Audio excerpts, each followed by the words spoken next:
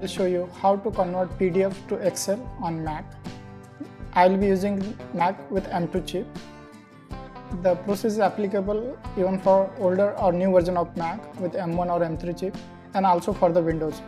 So let's begin. Here I have a data in the PDF file which has a 2 column. Okay, but as we can see, I cannot edit this text in the PDF file. So go to the Excel, open a new workbook. Over here you can go to the insert, click on the insert tab, and then you can find the option from picture. So click on this one, picture from file, select this one. Then I have saved file on the desktop. The file name is 300C180. Open it.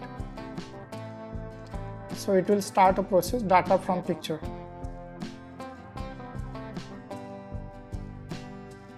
Once completed, you can click on insert data. So insert anywhere. This way we can see the data is inserted from PDF to the Excel, and now it's editable. I hope this video may have helped you to insert data from PDF into the Excel file.